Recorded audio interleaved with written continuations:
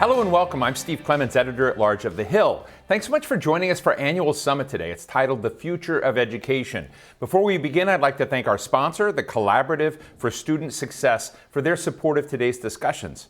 Look, the pandemic disrupted the education sector like no other. 2 years later, students, educators, and parents, everyone who interacts with the K-12 education system is still trying to catch up. To combat the learning loss experienced by students, the federal government is providing billions of dollars in relief funds to school districts across the country. Today's summit's going to take a look at how these funds are being used to advance education. What are we learning from how they're being used? What are the frontline data insights we're getting? We're going to ask if these initiatives that show promise and can be replicated across the country. We're also going to dive into issues related to equity and access. Before we get started, a few housekeeping notes. As usual, you can tweet us at The Hill Offense using the hashtag, and that's the most important thing, hashtag TheHillEd. That's the Hill ED. We're broadcasting live and we'll take your questions throughout the program. As with any live stream, if it goes bad on you, don't throw your computer out the window. Just push refresh the page, and they tell me it will all work for you. My first guest today is the highest education official in the land. He's Education Secretary Miguel Cardona, and he's overseeing the distribution of funds under the American Rescue Plan to support K-12 and college education. We've talked before. He's a great friend of the Hill. Secretary Cardona, great to see you. Look, I often, I don't like to, get cliched about this, but there is this notion that sometimes when you have a crisis, it gives you an opportunity to make things better, to come out on the other end. I know that's been a priority of yours. Tell us what the most important issues are for you as we still try to get through this pandemic and make sure that we're not leaving a generation of people in schools behind or with a less robust experience that they might otherwise have had. Hey, thanks for having me, Steve. Happy to be here. And you're absolutely right. I do think this is an opportunity for our country. And you know what? It would be a shame if we went back to the system that we had in March 2020, where so many of our students weren't finding success. I think, with the resources, with the level of urgency that we experienced over the last couple of years, we should be making our schools better. For the last 2 years, we focused on COVID. And for the next 2 years, we're going to be focusing on addressing complacency. I'm more worried about complacency than I am about COVID. We have our buildings open. Our educators have done a great job really bending over backwards to make sure that our schools are open. We went from 46% last year at this time to over 99% now. So now we got to focus on recovery and making it better than it was before. And, American Rescue Plan funds can help kickstart that in a major way. And that's what I'm looking forward to seeing. The other day, Randy Weingarten tweeted out this tweet, and I retweeted it, but I put a headline on it. Randy Weingarten, our folks, is the president of the American Federation of Teachers, and they were telling the story of how they were trying to help thousands of teachers around the country get resources for their schools. And I said, hey, isn't it great that teachers kind of go into their own pocket? And isn't it heroic that they help, provide money out of their own funds to help it? And I said, wait, that's terrible. Why aren't we doing more to help these teachers on the front line with this? And so I'd love to hear from you. Are we gonna somehow correct the era where teachers who often are underpaid, a lot of responsibility on their shoulders, underappreciated, are going into their own pocket, to provide resources for their kids? I'm getting mad just listening to the question. I'll be honest with you, Steve. It's unacceptable. It's unacceptable. But that goes to show the culture that we have in this country. Do more with less.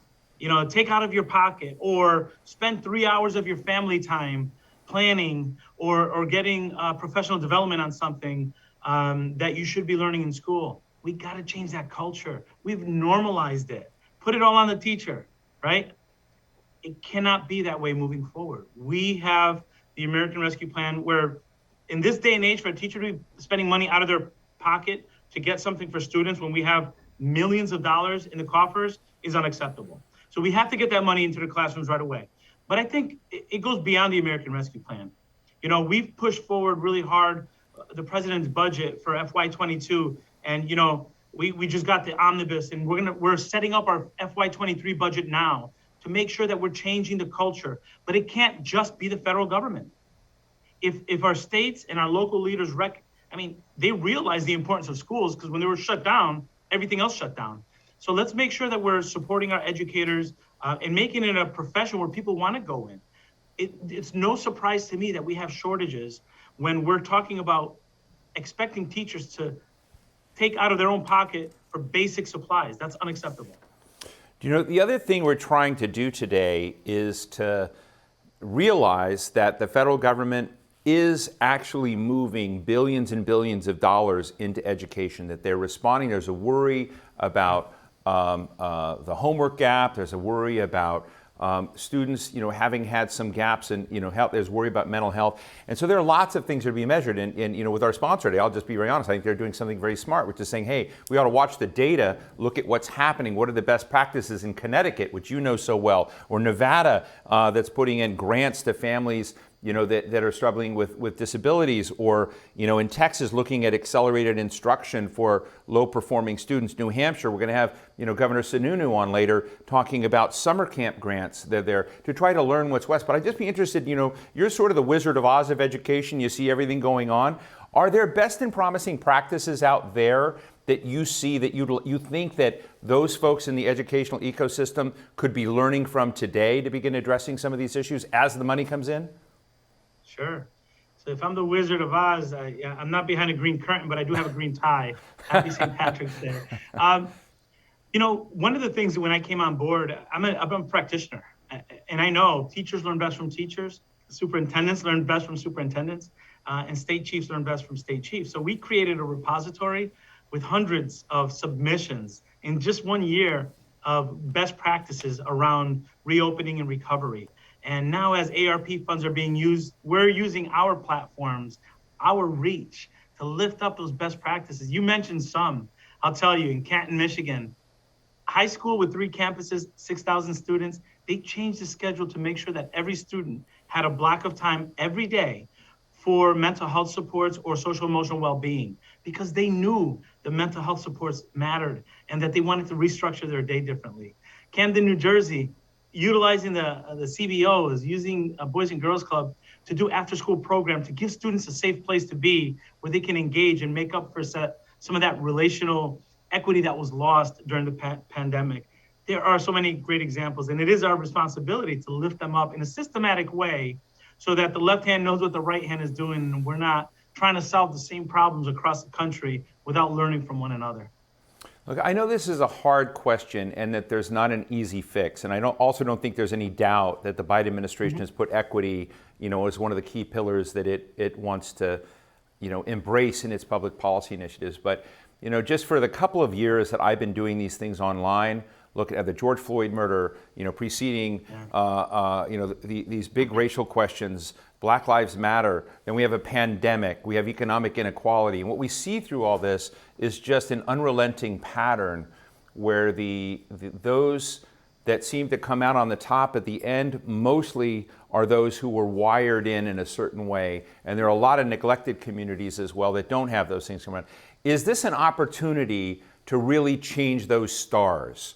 And if so, what do we all need to hear? So it can't just be the federal government. What have to be the pieces that move so that we don't have to keep saying that, there's a communities in this country, Black and brown communities, hit disproportionately by disease, by educational malfunction, whatever, that we can begin changing this? Yeah.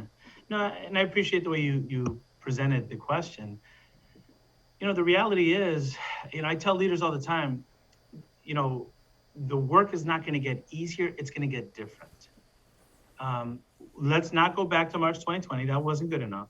And use the urgency, use the passion that you got into this profession with to now talk about the inequities that exist and that were made worse. Use the data.